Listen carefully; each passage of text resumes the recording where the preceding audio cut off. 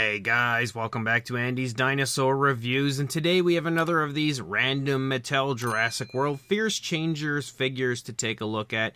This, however, is one that I was actually looking forward to, which isn't something that can be often said about these Fierce Changers, because we've got ourselves an Allosaurus and Dimetrodon. Now, I think this one is really cool because that is two species that I personally love, and I just thought the figure looked striking enough that, I'm interested in actually seeing it in person. And I do have two others of these figures here to review as well. I'm just not getting to them as quickly as I probably should because they're not the most exciting things in the world. But this, again, looks pretty decent, again, as far as what Fierce Changers are. It could look worse, I guess, we'll put it that way, but we won't really be able to tell until we actually get it out of the packaging. And then here, if you turn it around, take a look at the back, you can see the transforming feature of the figure, as well as an image over here showing off two of the other figures that are in this wave of Fierce Changers. And actually, what's weird about this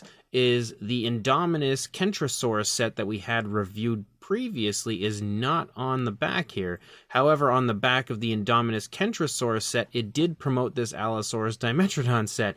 Now we have the Ceratosaurus and Bumpy, as well as the Carnotaurus and Stegosaurus, which this one is only a repaint, but I do have it to take a look at, of course, with you guys.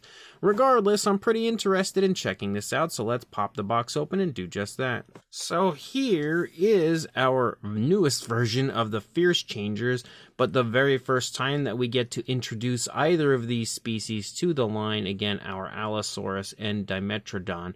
Now, when you look at the Allosaurus itself, I actually think it looks pretty fun, especially when it comes to the head sculpt. The head sculpt looks really nice. And then, of course, as you move down, the body becomes pretty ugly and mixed with the other dinosaur. But, of course, straight out of the gate, we've got a downside because, and I know there's no way to really hide this, but we have the sail of the Dimetrodon sticking out of the stomach of our Allosaurus, looking like Gigan or something over here. So that is not really that great, and, of course, definitely starts the figure out in a little bit of an ugly kind of visual. But of course, we don't have a chance to look at the Dimetrodon quite yet. We will do that once we transform it, but before we do that, we're going to jump to a closer look and check out the Allosaurus. So starting up here at the head sculpt of the Allosaurus, again, I think that the fine detail looks excellent. Specifically here for the Allosaurus, it might be one of the nicest looking sculpts that I've seen for any of these when it comes to fine detail, because I think the texturing to the skin looks absolutely incredible here in the face for the Allosaurus. We have the nostrils sculpted out. You can see the palate. The eyes are painted with kind of like a dark variation of an orange. And then we also have a nice black pupil there. Kind of a gloss coat, but not as much as you usually see on Mattel figures. You can also see the teeth are painted, and we do, of course, have an articulated jaw if we can get it open. There we go. You can see the teeth are painted with a light gray. They look okay, I guess. The inside of the mouth is painted with a pinkish tone as well. Well, actually, no, only the skin is. And then once you actually enter the inside of the mouth, everything is a dark blue like you see on the face and the upper body, even the tongue. And I do actually like the fact that they continuously paint the tongues of the Allosaurus figures with a bluish tone. I like that that's been consistent through the entire course of the Allosaurus releases in the Mattel line. You can see that the lower jaw is a light green, and the jaw does articulate pretty nicely. We also kind of have a little bit of movement in the neck, again, as I always say, but that's because of the that's because of the transforming aspect of the figure. But you also can see we've got those nice trademark Allosaurus crests. We also have some ridges running down along the spinal column of the Allosaurus. We continue to have that dark blue as the primary upper body coloration of the dinosaur. We have those ridges that follow along the entire course of the spinal column all the way out onto the tail. You can see that dark blue again overtakes the entire upper part of the body, but as you lead out into the tail, you do see it taper away as we lead out into that greenish tail again, which would be more of like the primary color of the Dimetrodon, and you can still see a speckling out there in the tail. But I actually love the coloration of the Allosaurus, and the fact that the tail actually has color out there onto it, like that dark blue runs all the way out onto the tail, is pretty nice. I would love to see that on an actual mainline release that looks similar to this. When it comes to this tone of color, I feel like the dark blue and that green really do play off of each other quite nicely. But as you move down into the body itself, again, you can see the arms, I guess you could say, and legs of the Allosaurus have nice fine detail, and they look good, but they are all that greenish tone that we would see on our Dimetrodon. Again, that speckling is pretty abundant throughout, but the sculpt overall does look quite nice for this version. It's just, of course, it always looks a little ugly when it comes to the legs and arms and everything of these figures. It just doesn't look that great. Always something that I don't know how they could improve it, but I would love to see it improved, because the idea of transforming one dinosaur into another is really cool, but it's just ugly at the same time. But definitely something that I can understand why they make it. Kids would probably eat this up, and I guess they obviously do, since we now have a round 2 of these figures. But we're going to go ahead. Oh, also, actually, before we go too far, you can articulate the arms. Of course, it's always the same articulation with these. You've got the shoulder. You can also articulate here in the elbow, above and below, so basically the wrist for the dinosaur. And then the legs, again, the hip, and then above and below the knee, but also the toes, which is something you don't usually get from Mattel, and that's only because to transform into the Dimetrodon, you need to push the toes in. So we'll straight away start with that, because we need to get these turned into the feet of the Dimetrodon. But the next step, and probably what should have been the first step, I would think, would be to flip-flop these around and bring out the body. Oh, you know what? I always do this. I always forget to push these out. And then we need to bring the body of the Dimetrodon up, flip the head of the Allosaurus in, and then flip the tail. Sometimes this is a little complicated, and you always have to find that perfect way. I think we got it. Yes, we did. So there we go. We've got the Dimetrodon version out now. Move the legs in, and I'm sorry if this is not the best visual for you guys, because I'm just trying to hurry up and get that done. So there we go. The legs and everything aren't positioned perfectly, but we now have our Dimetrodon out, and he as well does look pretty cool. It doesn't exactly look like what I would say a Dimetrodon looks like, but the overall visual of him definitely looks a lot better than the Allosaurus did, especially because we only have some ridges running along the underside of the Dimetrodon, rather than an entire sail on the underside of the Allosaurus. So it feels like it looks a little bit better when it comes to this.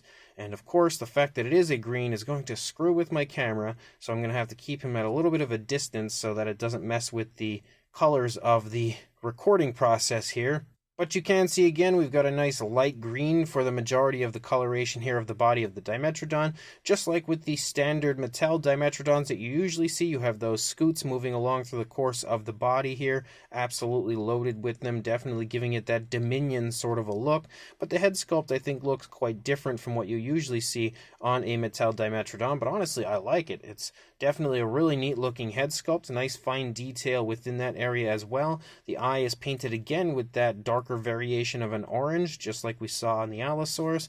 Again, the jaw articulates, so we can open the mouth. You can see we've got like the pinkish tone for the tongue. Nothing going on in the inside of the mouth outside of that. It's just the greenish tone, but you can see the skin stretching there is also painted. The teeth look really quite nice, actually. They may be some of the nicest looking teeth I've seen on any of these Fierce Changer figures so far. They're painted with a light gray and also have a beautiful gloss coat to them. That's also one of the nicest gloss coats I think I've seen when it comes to the teeth of any Mattel figure, so that is a plus. I think that looks really nice, and of course the jaw works super smoothly. I really don't see us ever having any issues when it comes to the articulation, when it comes to the jaw at the very least of a Mattel figure. Maybe loose legs at times, but they've really hammered out the articulation perfectly over the years. But you can see the sail looks okay. It's not really quite as large or as impressive as you would expect to see for a Dimetrodon, but I don't think they could really do that in any way to actually make the sail appropriately sized. And in general, the proportions are always horribly off on these figures. But you can see that's painted with a reddish brown sort of a tone of color. And we don't really have a whole lot going on when it comes to the coloration of the figure. It's basically just the green with a speckling, and then of course the dark blue for the Allosaurus on the underside. You can see the tail is of course nice and short. Does have the scoots and osteoderms moving all the way out there onto the tail. And the fine detail looks pretty good over there as well. And again, the same articulation and everything that you saw for the Allosaurus would be present, of course, because we're using the same limbs for both figures. But overall, even though they're still pretty darn ugly, I actually quite like this one. I think this one is pretty fun. And there is our Dimetrodon version now standing. We saw the Allosaurus version looking wonderful earlier. We now have the, and I use the term wonderful loosely, but you now have the Dimetrodon version. It's always kind of a pain in the butt to get the limbs to actually stand perfectly, but we've got it going here, I guess.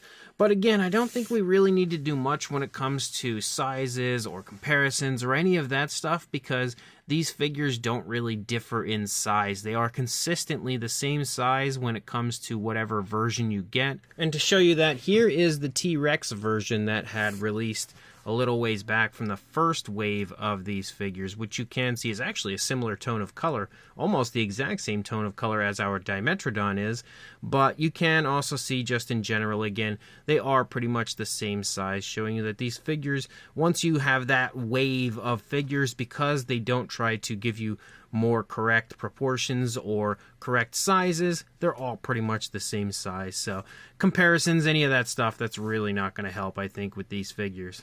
So this brand new Mattel Jurassic World Fierce Changers Allosaurus and Dimetrodon is actually a little bit better than your average Fierce Changers figure, in my opinion. Now, not everyone's going to share that opinion. Some people are still going to hate these things and say that they are basically just dumpster fires, which they wouldn't necessarily be wrong in that statement. But I feel like this one is a little bit more appealing than the others because, first of all, the Allosaurus does look really cool as far as the sculpting of the head and body goes. The Dimetrodon as well looks pretty cool, and the same can be said again when it comes to the fine detail of the body and head of those. Of course, the limbs are always the biggest problem. I don't even care that they have tiny tails because I do appreciate, stylized versions of dinosaurs. It's just the limbs that really take me out of these figures at times. But when it's in the Dimetrodon position, I feel like it actually looks still okay because, of course, you have that quadrupedal look. It doesn't look great, but okay.